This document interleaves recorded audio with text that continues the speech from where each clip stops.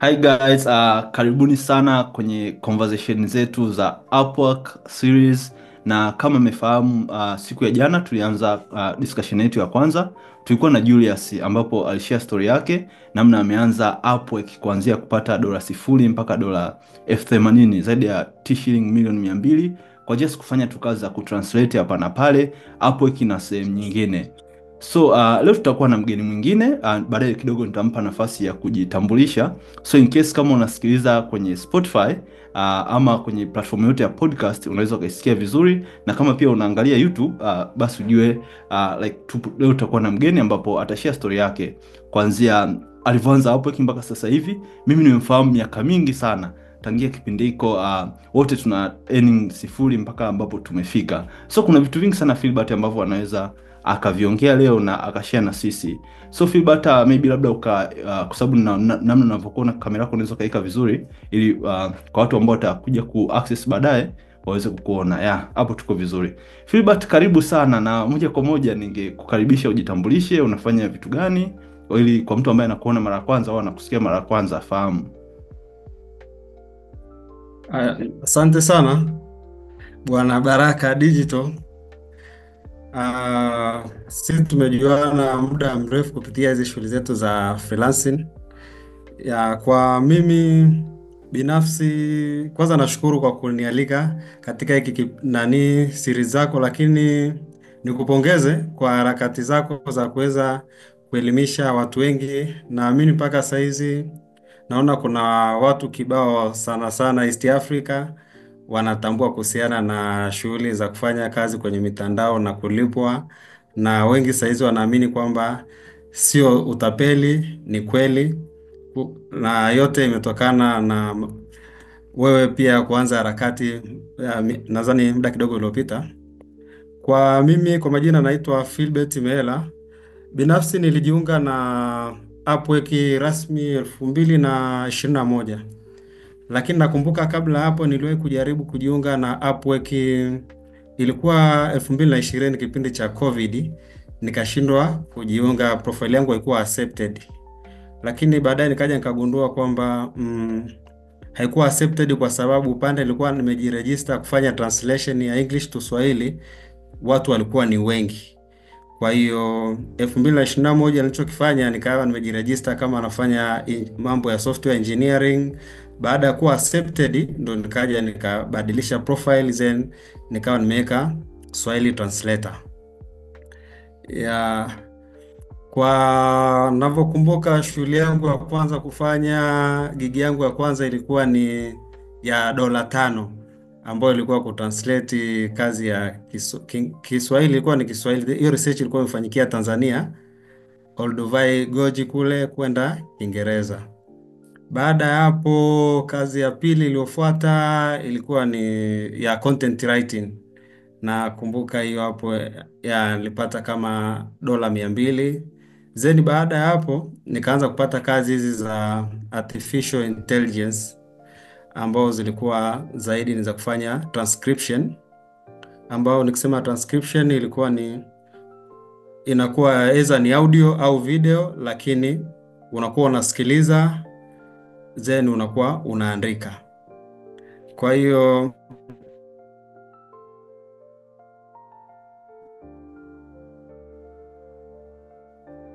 na baada ya kufanya hivyo, nadhani hapo labda nikaanza kupanda, nikaanza kufikia kwenye 4K ya $4,000 $5,000 ndani ya miezi michache. Nadhani ile kazi nilifanya kwa miezi miwili plus nikawa nimefikia hapo. Nilivyofikia hapo, kwa binafsi nilikuwa nafanya translation kwa maneno 1000, nilikuwa nafanya kwa $5 mpaka 10. Lakini baada sasa kuanza kupanda, nikaanza kupandisha rate, nikawa kwa maneno 1000 nafanya kwa $20, baadaye maneno 1000 ikawa ni $30. Nakumbuka $40 sijawahi kufanya, lakini baada ya kufika $30 nikaruka ghafla, nikaanza kufanya translation kwa maneno 1000 pamoja na proofreading $50 mpaka $60. Lakini ilikuwaje nikafikia hapo? Nilivyoanza kufanya translation ile mwanzoni nilikuwa nafanya tu kawaida, lakini nikaja nikagundua kwamba nilikuwa nahitaji kupata tools za kufanya translation. Kwa hiyo nikaanza kujifunza kuhusiana na MemoQ pamoja na hii inaitwa SDL Trados ambao saizi wanaiita Trados software.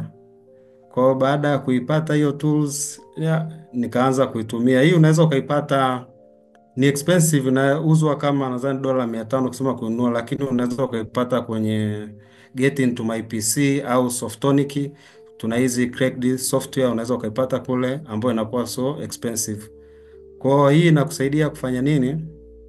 Hii inakuwa ina uwezo wa kukusaidia unapokuwa mpata kazi ya translation, labda iko kwenye PDF au ni image au ni kama tu flyer, unakuta labda ina word format za aina tofauti tofauti.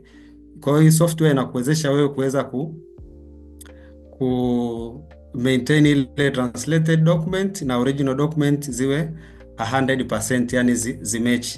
Kwa otherwise ukiwa una hizi tools unakuwa kiukweli utaweza kufanya hii translation, labda kusema uwe na kompyuta mbili, haiwezekani hapa na pale, lakini inakuwa ni changamoto. Ila kishakuwa na hizi tools zinakuwa zina translation memory, ambayo pia kufanya ile kazi baada ya muda ina uwezo wa kuhifadhi maneno mengine. Kama ulishafanyia kazi utakuja kwa translate kwenye project, inakuwa inaweza ikafuata Yeah, lakini Philbert, yes. nimekukatisha kidogo na nafikiri tunaenda haraka sana, na watu wengi bahati mbaya huku ni wapya kwenye upande wa Upwork. So ningependa nikurudishe nyuma kidogo.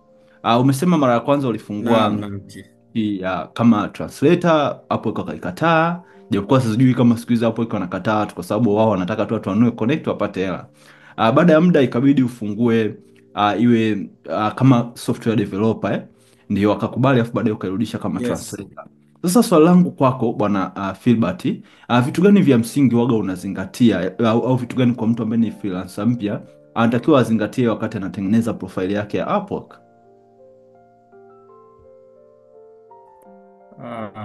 Okay.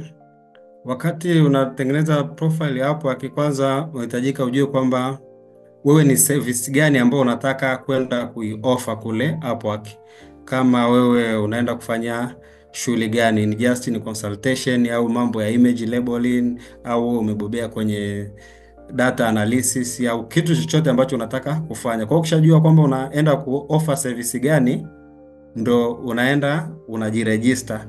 Ukishajiregister pale, katika kutengeneza ile profile kuna issue ya keyword research, kwamba kile kitu unachokuwa unataka kukiofa una assume kwamba sasa client akitaka kukutafuta wewe anaweza akaweka keyword gani ili akupate.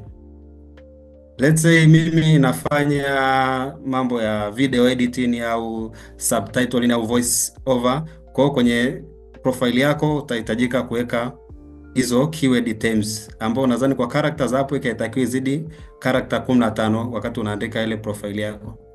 Lakini kitu kingine unahitajika kuwa na portfolio. Portfolio ni kama CV tuseme, vitu ambavyo umeshawahi kuvifanya, kama video ambayo umeweza kuziedit, au kama kazi ambayo umezifanya labda za translation, labda kapati, unakiweka pale kwamba umewahi kufanya kitu kama kile, unakiattach.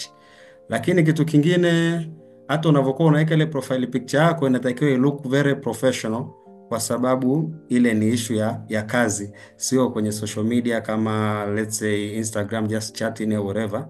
Kwa hiyo inatakiwa iwe pia iwe very professional. Na kitu kingine, labda unapokuwa unaanza unatakiwa uangalie issue ya kiwango, rate unaotaka kuanza nayo. Unaweza kawa ndio umebobea, ni mbobevu, lakini sasa ndio umeingia mara ya kwanza, inabidi usearch, uangalie watu wa kwenye fani ambao unataka kuweka au wameweka rate yao imeanzia shingapi pa lisaa. Kwa hiyo vitu kama hivyo nadhani vinakuwa ni vya muhimu unapokuwa unaanza.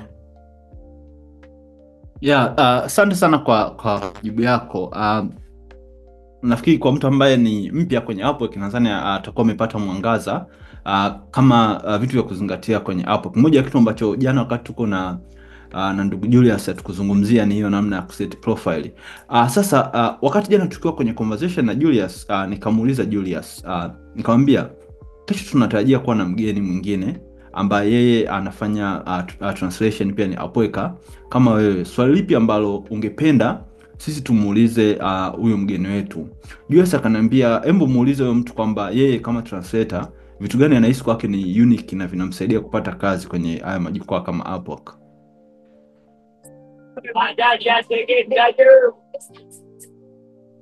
Okay. Asante sana Digital. Ya, labda kwa kusema vitu ambavyo vinanisaidia mimi kupata kazi Upwork ambayo nahisi ni unique. Nilipokuwa naanza, cha kwanza nilikuwa kila kazi nilikuwa naitreat kazi tofauti. Kwa hiyo kila kazi sifanyi kazi kwa mazoea, na pia nilikuwa naendelea baada ya kujiregister Upwork niliendelea kujitrain. Japo ndio nafahamu Kiswahili, lakini kujua tu Kiswahili au kuzungumza Kiswahili hakikufanyi wewe uweze kuwa good translator.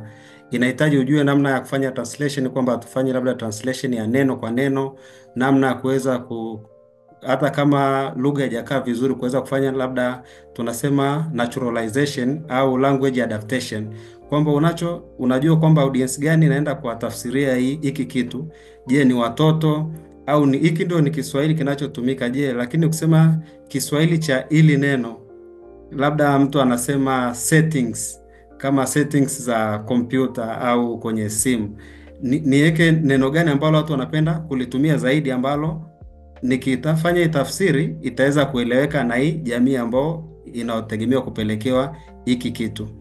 Lakini kitu kingine ni ukiwa unafanya kazi ukiwa na client, kama nikiwa una excuse, labda unajua utapata dharura, hautapatikana kwa muda, unatakiwa uwe na good communication kati yako wewe na aliyokupa kazi. Labda nitakuwa sipatikani muda fulani, au unaomba deadline ilikuwa leo lakini nimebanwa, umeme ulikuwa haupo nini, extend deadline. Kwa ukiwa na communication nzuri inakusaidia wewe katika kutengeneza trust na client. Kwa sababu mimi nakumbuka nao clients ambao nilianza nao, na kuwa hata sijaomba kazi lakini anakuja anakucheck tu inbox, do you available, anakupa kazi, kumwambia ndio anakupa kazi, lakini yote imejengwa kwa ile trust na communication. Lakini kitu kingine kinachokuwa kinakusaidia katika kupata kazi, unapokuwa unaandika ile proposal, kwa sababu hapo kinakuta kazi imetangazwa. Unapokuwa unaomba ile kazi, unatakiwa wewe umwambie client kwamba mimi nina degree ya hiki kitu, una certificate ya video editing au ya software engineering, hapana, au na hiki na hiki. Unatakiwa akiwa ametangaza ile kazi, unamwambia namna gani utasaidia kusolve ile kazi yake, kwa sababu ametangaza kazi, anachokitaka sio vyeti vyako au uzoefu wako, anataka umwambie namna gani utaweza ukasolve ile problem ambayo anayo na umshawishi. Kwa hiyo ukiweza kumshawishi, basi unaweza ukawa miongoni mwa wale wengine ambao wame just tu submit vyeti kwamba ana degree ya software engineering na nini, lakini mimi nikamtumia kipati ka video ambao nimeedit, nimeweka subtitle, akaona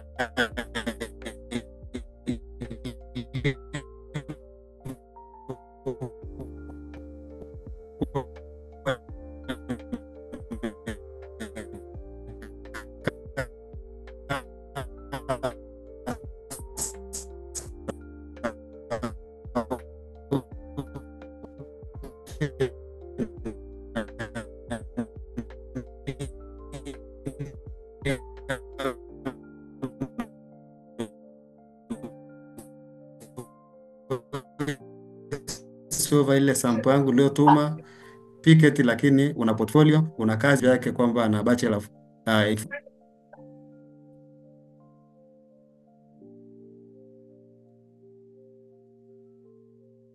Yes Philbert, tunakupoteza poteza lakini Mr. Baraka, hamna shida nafikiri. nilipotea kuanzia wapi tafadhali? Naona kuna muda nimeambiwa mtandao ni stable kidogo, naona umerudi. Ya Arusha hiyo ndugu yangu Hapa saizi niko kanda ya Ziwa, lakini leo niko ndani kidogo. Muda sasa tufanye harakati ndugu yangu, uje mjini au tungefanya wakati ule upo kule.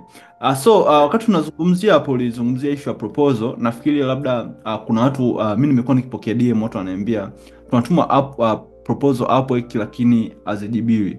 Kwa upande wako hali ipoje, na labda kitu kipi unafanya kwa tofauti kinachofanya client wa prefer proposal yako unavyokuwa una apply kazi? Nadhani hapo nilipotea kidogo. Kwenye upande wa proposal, inakuwa nile nisema kwamba unapokuwa una apply kazi, wewe au apply tu kazi kwa kusema labda wewe unaweza kuifanya. Unatakiwa uisome kwa makini, client anataka problem gani, anataka uisolve kwenye ile kazi aliyoitoa, vigezo gani ambao anavitaka, alafu umwambie, umhakikishie kwamba una uwezo wa kuvisolve na una solve vipi. Kwa ile proposal unaiandika sio tu general, unatakiwa uiandike very specific. Lakini pia issue nyingine unapokuwa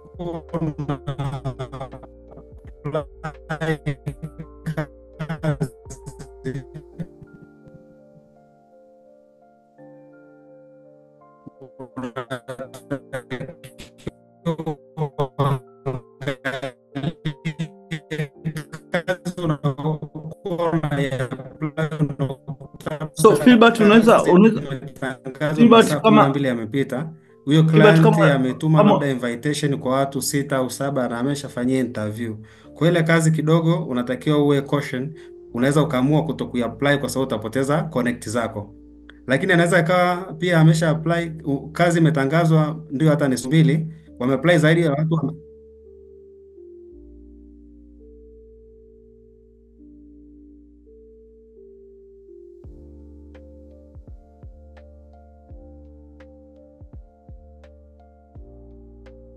yes, naona Filbert tunampoteza. So Yes, naona naam. Filbert, kama unaweza naomba tu switch off your camera afu baki na audio tu, hamna shida. Unadhani ni kamera yangu ilikuwa nani, internet imekuwa nani unstable eh? Zoom na Google Meet waga ndo zinafanyaga hivyo, like the more your internet is bad, you have to switch off your camera afu baki na audio. Hapo vipi? Hapo tunakuelewa. Okay. Sorry. Inabidi tufanye petition, mje mkae mjini. Sawa digital wala. So I don't know nimepotea kuanzia wapi? So hem tuambie kwenye proposal yako vitu gani vya tofauti ambavyo unavifanya vinafanya proposal yako ipewe priority na client? Kwenye proposal, cha kwanza katika kuapply kazi na kuwa very selective, naangalia kwamba hii kazi na apply kweli inaendana na skills zangu ambazo ninazo, au kitu ambacho kweli naweza nikakideliver katika kiwango cha juu. Kwa hiyo kwenye kuandika proposal, mara nyingi nikiandika hapo, unanipata? Nasikika? Unasikika vizuri tu, vizuri sana. Okay. Kwa hiyo kwenye kuandika nakuwa nahakikisha kwamba nakuwa nimesoma ile job description ya client vizuri, then mimi kwenye kudraft ile proposal nakuwa naandika namna gani naweza nikafanya ile kazi. Kama let's say ni kazi ya translation, nasema nina uzoefu labda wa miaka 5, mimi ni mzungumzaji, am native Swahili speaker, na nimewahi kufanya kazi hii na hii, na katika kazi yako namwambia labda naweza nikaifanya kwa siku kadhaa kulingana na ukubwa wa kazi, na kwenye reti pale nakuwa nimeandika na kiwango gani ambacho nataka anilipe. Kama client anaweza kawa ameweka tu just place order ya $20, lakini labda mimi namwambia rate yangu kwa hii kazi pamoja na translation kufanya na proofreading nitafanya let's say kwa $60 kwa maneno 1000. Then kama kukiwa kuna umuhimu naweza nikaattach labda pale na CV yangu ambayo ni about translation, na kuwa naiattach pale kama portfolio. Kama itakuwa ni audio au video recording, naweza nikaattach na sample ya nini ya kazi ambayo nimefanya ya subtitling pale, unaweka kama portfolio kiambatanisho. So Filbert, tena skills gani za muhimu ambazo mtu anayeanza kwenye kufanya translation inabidi awe nazo?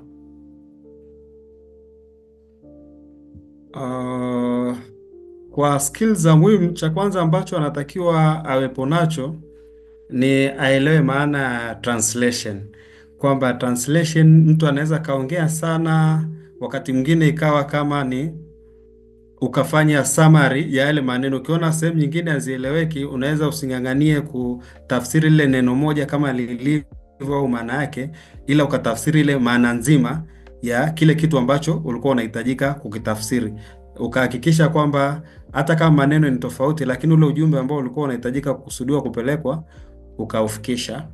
Lakini kitu kingine cha kuzingatia pia ni labda vifaa vya kufanya translation.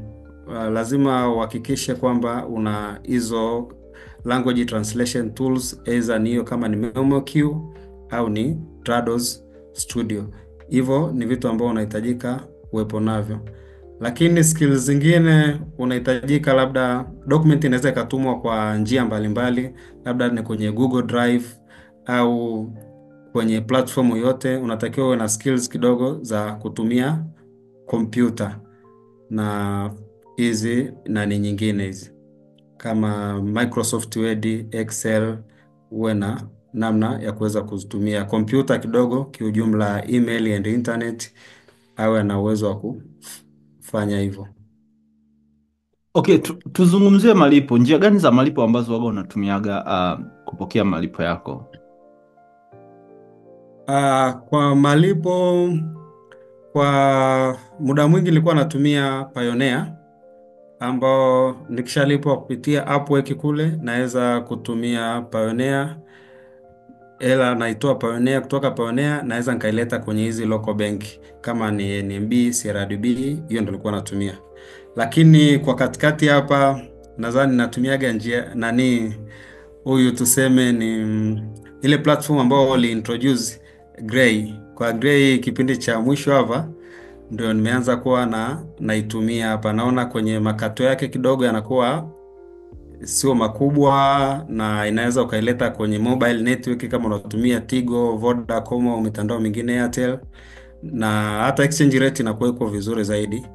Kwenye Payoneer naona kutoa benki, kutoka Payoneer kwenda benki huwa inakatwa ni $15. Alafu na benki pia wanakuwa na hizi transaction cost, na pia usipoitumia Payoneer let's say kwa mwaka mmoja, wana ile fee yao ya mwaka ambao ni $29. Kwa hiyo kidogo inakuwa ni expensive kwa mtu ambao unatoa hela kidogo kidogo, ila kama utakuwa unaziweka zinakuwa nyingi, unazikusanya kule, ukitoa kama 500 mpaka $750, inakuwa sio gharama kubwa. Oh, wow. Interesting. Na swali nyingine ambao niko nalo kwako, mbali na Upwork, maeneo gani mengine ambao waga unapataga hizi kazi? Asante sana. Sorry.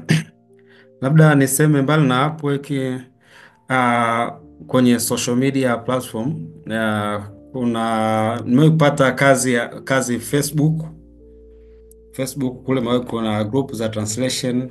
Nimewahi kupata kazi kubwa tu ya Google alafu nimewahi kupata kazi LinkedIn ya kazi nayo ilikuwa ni ya translation, na nyingine ilikuwa ni ya kufundisha wanafunzi huko US maneno kadhaa ya Kiswahili, nayo nilipata kwenye social media ya LinkedIn. Kwa hizi platform mbili nimewahi kupata kazi katika mitandao yote tuseme ni ya kijamii. Kwenye Facebook hapo watu wengi, Facebook imekuwa ikiwapa shida sana. Kitu kingine, let's talk about hizo tools. Ni tools zipi, najua umestaja but nataka uniambie hata kidogo, ni tools zipi ambazo ni muhimu au zinatumika sana kwenye kufanya translations? Katika kufanya translation, watu wengine wanatumia, kama kazi ikiwa ni just ni ya kawaida, watu wanatumia hata Google Translator, wanatumia katika kuwarahisishia kufanya translation. Wengine wanatumia hizi artificial platform kama hata hii ChatGPT, watu wanatumia kuwasaidia katika kufanya ile general translation, then baadaye anakuja anafanya editing. Kwa hiyo unaweza kama akatumia hiyo hapo, baadaye akaja kufanya editing. Lakini wengine wanatumia hizo nazoziongelea, hizo sio professional, lakini kwa tools ambao ni za professional kwa translator, mbali na hizi ambao zinakusaidia wewe kufanya translation, hizi machine ni MemoQ. Hizi MemoQ pamoja na SDL Trados. Hizi zinakuwa nyingi ni za kulipia, na hizo ndo zinatumika na professional, kwamba zinakuwezesha wewe kupokea kazi ikiwa kama kwenye package, na pia unaweza ukaituma ile kazi kwenda kwa client ikiwa kama kwenye package vile vile, na akaona maneno ambayo umeyatranslate ni mangapi na kazi uliifanyaje, anakuwa anaweza akakumonitor, tuseme kwa namna nyingine. Kwa hiyo hizo ndo zinakuwa za professional, hizo mbili ndo kubwa sana, lakini hizi nyingine kama localize zinakuwa ni just platform, unaweza ukafanya tu kawaida but not more professional. Wow, nice. Tukirudi kwenye issue ya payment, Philbert, mimi Naam. nikiulizwaga na client Baraka, translation unatupa rate ya ngapi? Mara zote hapo yani hapo ndo gig zangu zote ndo nakosaga hapo client. Labda kwa upande wako huwa unatumia vigezo gani kujua kiasi gani ambacho unatakiwa umchaji client na rate zako zipoje? Anyway, unaweza usiende personally sana kwenye wewe kwako binafsi. Maybe labda like unashauri nini namna ya kuset rates kwenye kufanya hizo kazi za translations? Asante. Labda niseme kwanza kabisa, unapokuwa umeona kazi katika kuseti rate za translation, unatakiwa unafanya research kidogo tu, kama ya dakika 5 ngapi hivi kidogo, kwenye ile kazi, kumwangalia huyu client, yeye watu wa nyuma anawalipaje. Unaweza ukaangalia labda aliwahi kutangaza kazi kama hiyo, lakini haikuwa ni English to Swahili, maybe ilikuwa ni from Chinese to French or from English to German. Kwa hiyo ukishaangalia rate zake za nyuma, unaona anawalipaje, na kama ilikuwa ni per hour, kwa lisaa unaangalia hiyo client ya average rate ya kulipa, yeye analipaga rate ya kiasi gani. Kwa hiyo ukishajua average rate yake anaolipa, unaweza ukaona labda wewe ukadirie kiwango gani. Lakini pia mimi kuna vitu nakuwaga ni very selective, na angalia pia na geographical region ya client. Kuna baadhi ya zoni ambao client wakiwa wametokea kule, rate zao huwa mara nyingi zinakuwa ziko very low. Let's say unakuta client ametokea ni from Pakistan,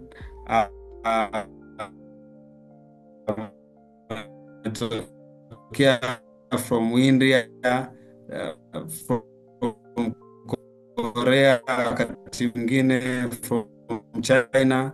Hao wanakuaga rate zao zinakuwa ziko very low, na ukishaangalia pia trend ya wamefanya research kwa kidogo, unakuwa unaona ubidi vipi. Lakini overall kama mimi binafsi huwa na set limit.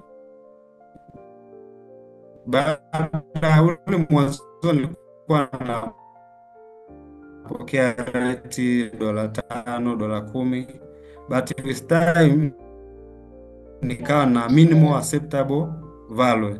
Kuna kiwango ambao client akinilipa translation less than $20, hiyo kazi siwezi kufanya kwa let's say tupe chini ya $20 kwa maneno 1000, lakini the minimum inakuwa ni kuanzia $20, seme 30 mpaka $60, hiyo range ya hapo. But kwa client ambao wanakuwa wako vizuri, unaweza ukafanya mpaka kwa average ya $100. Same applied labda ikiwa ni kwa lisaa.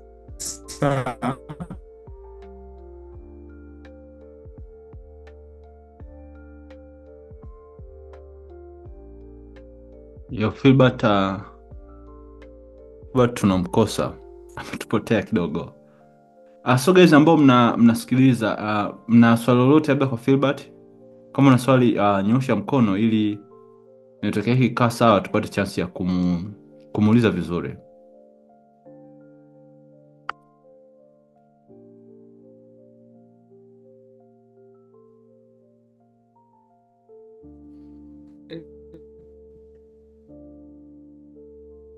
Filbert nao umerudi lakini uko muted Digital kidogo. nadhani sio dakika 40 ziliisha kweli?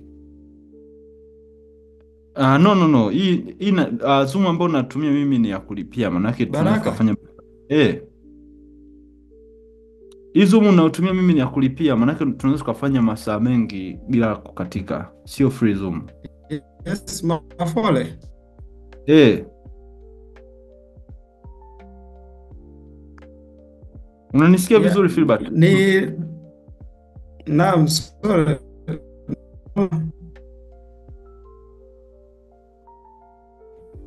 Nadhani network kwa upande wako ina matatizo. Unmute mic yako, naona umemute. Una-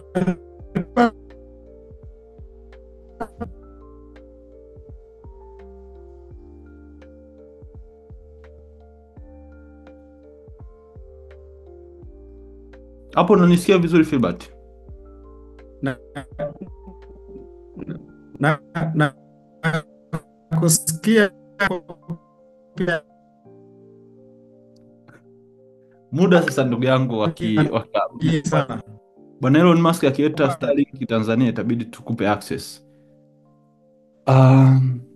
So guys, kuna mtu ambaye ana swali labda kwa Filbert? Tukiwa tunamalizia. So kama una swali kwa Filbert unaweza ukanyosha mkono sasa hivi ukamuuliza.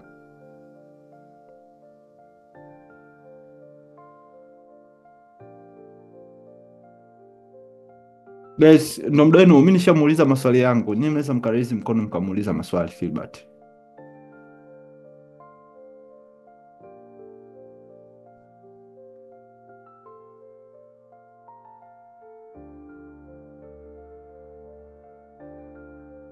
Guys, kuna mtu ambaye ana swali kwa Filbert?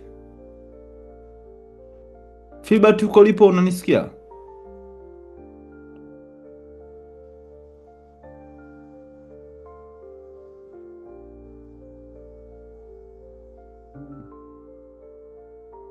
Naona Filbert network yake imemkataa.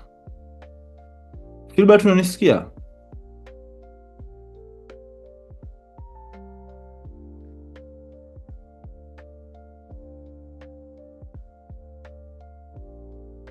Filbert. Naona upo lakini network inakataa. So guys, kuna mtu kama ana swali anaweza akaniambia.